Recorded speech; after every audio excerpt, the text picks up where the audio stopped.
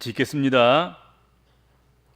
왕이 뭇 백성에게 명령하여 이르되 이 언약책에 기록된 대로 너희 하나님 여호와를 위하여 유월절을 지키라 하며 사사가 이스라엘을 다스리던 시대부터 이스라엘 여러 왕의 시대와 유다 여러 왕의 시대에 이렇게 유월절을 지킨 일이 없었더니 요시야 왕 18째 해에 예루살렘에서 여호와 앞에 이 유월절을 지켰더라. 요시야가 또 유다 땅과 예루살렘에 보이는 신접한 자와 점쟁이와 드라빔과 우상과 모든 가증한 것을 다 제거하였으니 이는 대제사장 hil기야가 여호와의 성전에서 발견한 책에 기록된 율법의 말씀을 이루려 함이라. 요시야와 같이 마음을 다하며 뜻을 다하며 힘을 다하여 모세의 모든 율법을 따라 여호와께로 돌이킨 왕은 요시야 전에도 없었고 후에도 그와 같은 자가 없었더라. 아멘. 오늘 저녁은 주신 본문 말씀을 중심으로 해서 그와 같은 자가 없었더라, 그런 제목으로 함께 말씀을 나누려고 합니다. 이 말씀은 요시야 왕에 대한 칭찬의 말씀인데, 요시야 왕은 유다 왕국에서 그 모든 왕들 가운데서 전후를 불문하고 하나님의 말씀을 따라서 여호와께로 돌이킨 유다 왕들 가운데 최고의 왕이었다. 그렇게 오늘 본문 말씀에서 요시야를 칭찬하고 있습니다.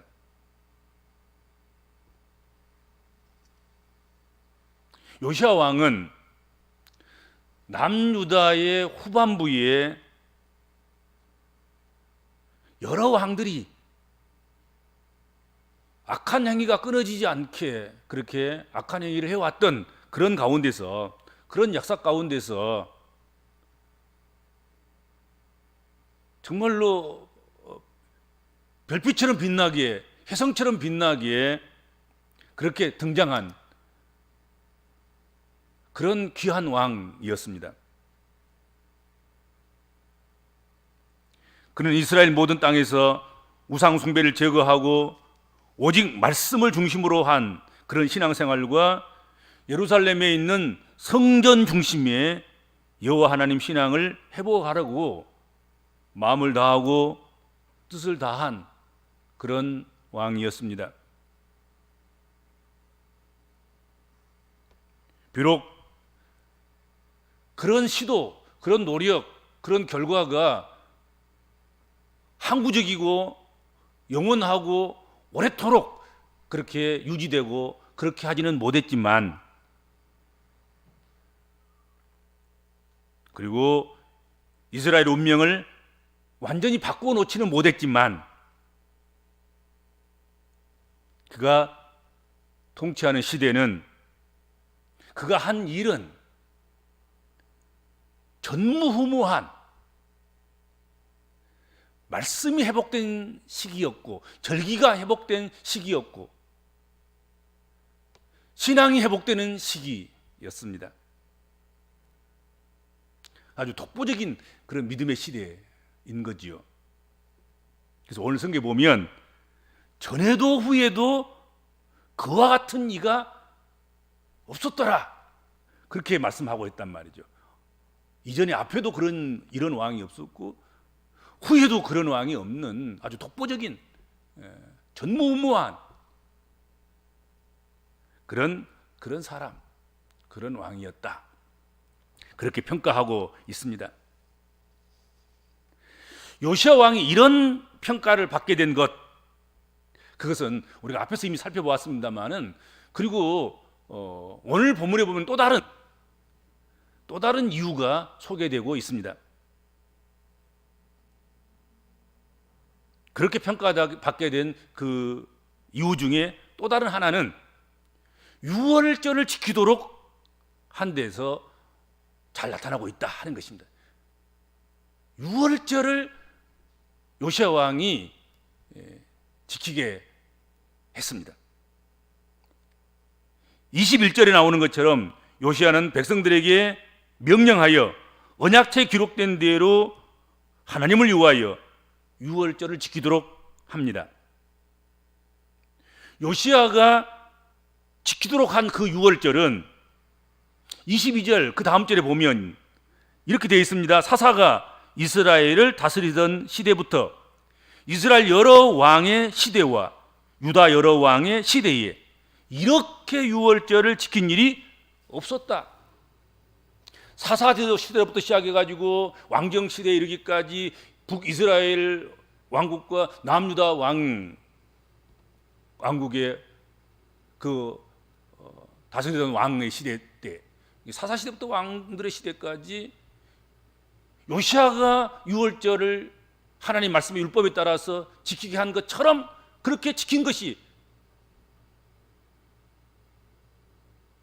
지금까지 없었다 이거죠. 요시야 왕이 비로소 지금까지 지키지 않았던 그 유월절을 율법에 기록된 말씀에 따라서 하나님 명령하신 것 따라서 유월절을 지켰다 하고 기록하고 있습니다. 그리고 역대하 35장의 기록을 보면 요시야는 철저하게 율법의 규정과 법도에 따라서 유월절을 지키도록 했고, 그 규모면에서도 그 어떤 왕들의 통치 때보다도 아주 성대하게 유월절을 지키도록 했고 그렇게 시행했습니다. 그런 까닭에 오늘 본문에도 그렇고 역대하에서도 사사시대 곧 선지자 사무엘 이후로 이스라엘 가운데 유월절을 이같이 지키지 못하였다. 이같이 지킨 유월절이 없었다. 그렇게 기록하고 있다 하는 것입니다. 왜 유월절이 중요합니까? 유월절이 무엇입니까? 유월절은 이스라엘 민족의 정체성과 깊은 그런 절기입니다. 유월절이 있었기 때문에 이스라엘이 있는 것입니다.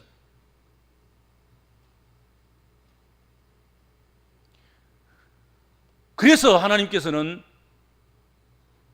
이스라엘 백성들로 하여금 율법에 직접 하나님께서 기록하셔서 유월절을 지키도록 그렇게 명령했습니다.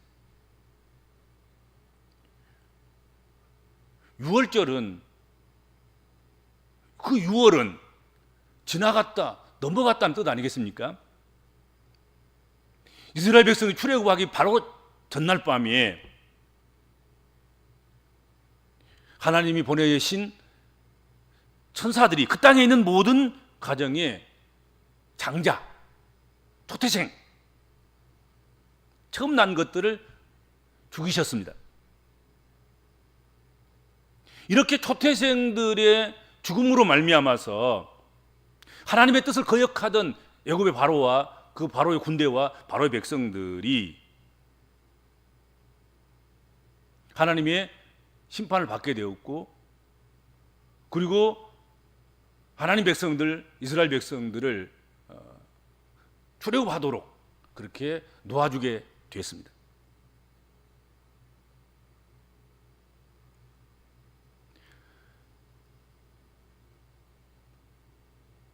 애굽의 초태생들, 그들은 다 죽임을 맞이했지만 하나님 백성들은 하나님께서 미리 일러주신 말씀대로 어린 양의 피를 문설주의 발름으로 말미암아서 그 문설주의 피를 보고 죽음의 사자가 그 믿음의 백성들의 집은 그냥 지나갔다 넘어갔다 하는 것입니다.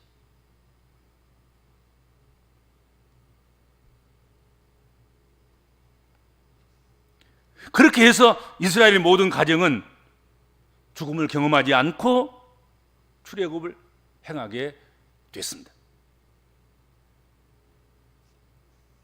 이처럼 유월절은 이스라엘 민족의 구원의 날이었습니다.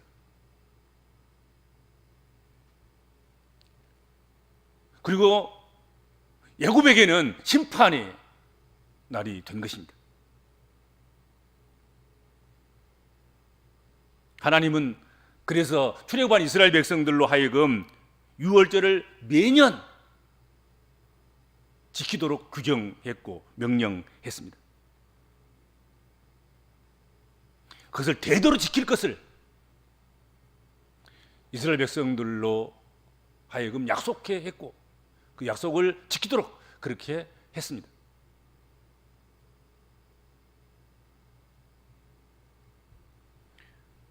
그런데 어찌 하나님 백성들이 유월절 백성들이 어떻게 유월절을 지키지 않는 그런 악을 행하고 우를 범했습니까? 그렇게 적극적으로 구원을 얻었다고 하면, 그렇게 잊혀질 수 없는 그런 사건이라고 한다고 하면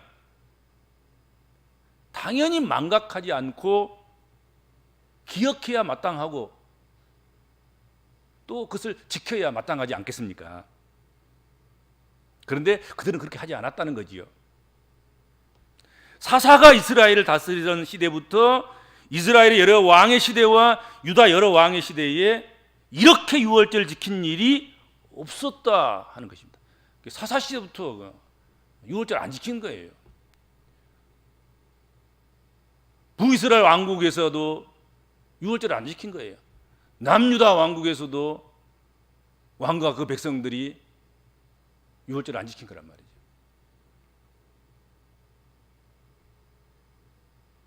그런데 비로소 요시야 왕이 그 잃어버린 유월절을 되찾아 놓았다 하는 것이죠.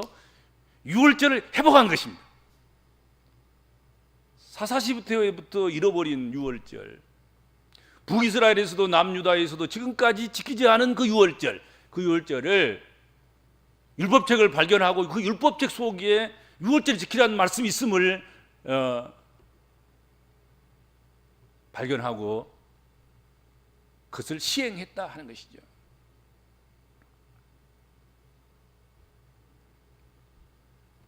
그리고 이어서 요시야 왕은 오늘 본문에 보면 유다 땅과 예루살렘에서 신접한 자와 점쟁이와 드라빔과 우상과 모든 가증한 것들을 다 제거했다, 그렇게 말씀하고 있습니다. 이는 백성들이 하나님 대신해서 자신의 삶 속에서 뿌리 깊게 내린 아주 미신적이고 기복적인 신앙, 그런 행위들, 이것들을 제거하고 그들의 마음을 하나님께로 돌리는 일, 이 일을 요시야 왕이 했다 하는 것입니다.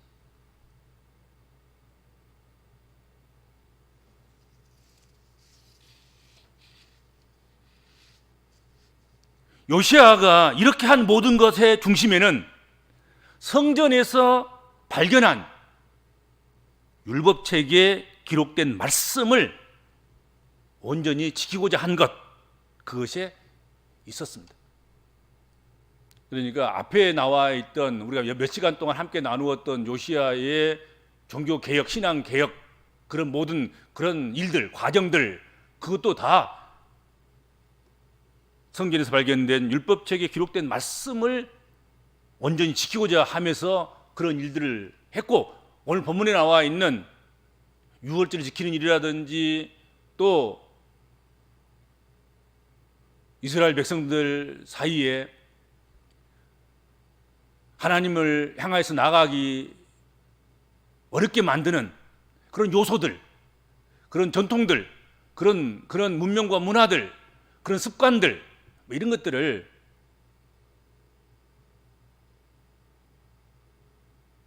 없애고 제거하는 이 모든 것들도 성경에서 발견된 율법책에 기록된 그 말씀을 온전히 지키고자 하는 데서 그런 일이 이루어지게 됐다 하는 것입니다.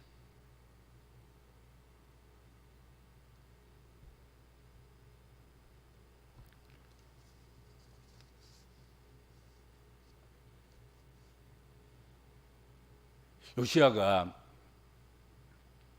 이런 일을 한 것은 이미 하나님께서 뜻을 돌이키지 아니하신다고 분명하게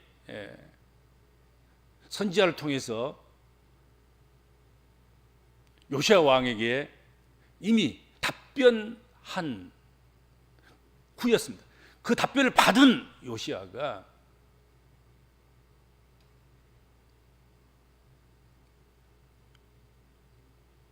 하나님께서 뜻을 돌이키지 않으신다고 말씀하시고 요시야가 요청하고 요구하고 기도한 대로 안 된다고, 그렇게 하지 않겠다고, 하나님께서는 하나님의 계획을 그대로 시행하시겠다고 그렇게 말씀하셨음에도 불구하고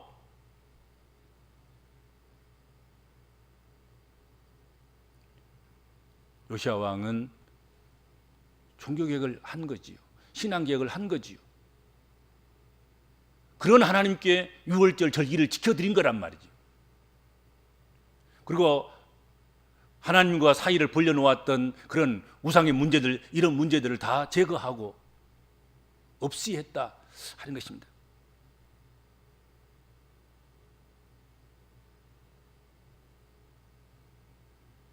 그러니까 요시야 왕은 단지 패망하기로 결정한, 멸망당하기로 결정한 그 나라의 운명을 피하고자 해서가 아니라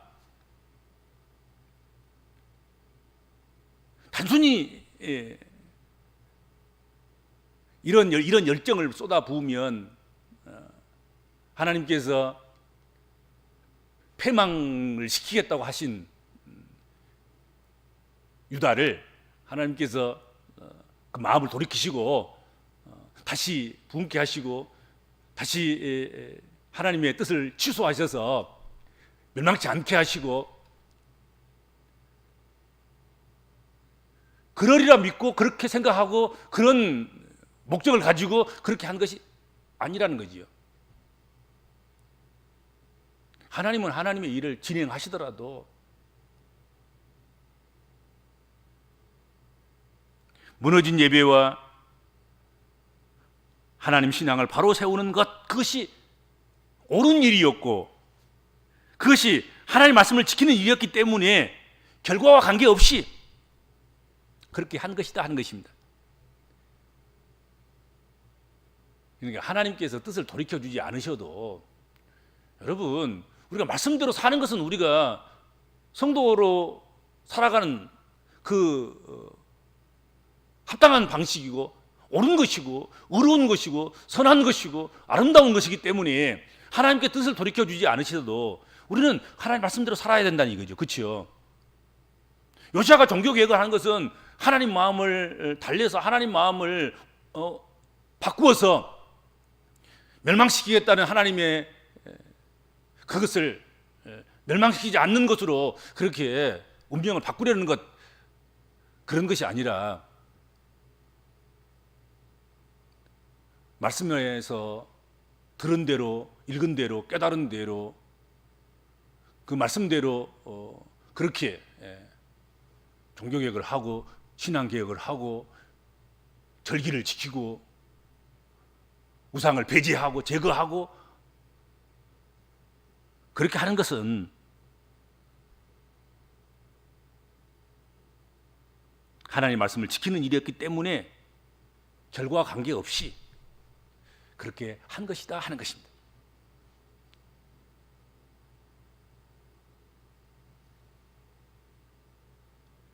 그런 까닭에 열왕기 기자는 평가하기를 요시야와 같이 마음을 다하여 뜻을 다하며 힘을 다하여 모세의 모든 율법을 따라 여호와께 돌이킨 왕은 요시야 전에도 없었고 요시야 후에도 그와 같은 자가 없었더라.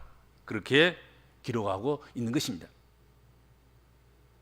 그만큼 하나님 보시기에 선하고 정직하게 행했고 특별히 하나님을 사랑하고 말씀을 준수함에 있어서 으뜸이었다, 으뜸 가는 사람이다 하는 거지요. 열왕기에서, 열왕기서에서 또 역대기 상하에서 요시아와 비슷한 평가를 받은 사람이 뭐 몇 명 있었지요. 뭐 다윗과 같은 사람이라든지 히스기야 왕 같은 사람들, 그런 사람들도 요시아처럼 평가를 받았습니다만은, 그런데 오늘 성경에 보면 요시아는 그보다 더 이전에도 없었고 이후에도 없었다, 그렇게 말씀하고 있단 말이죠.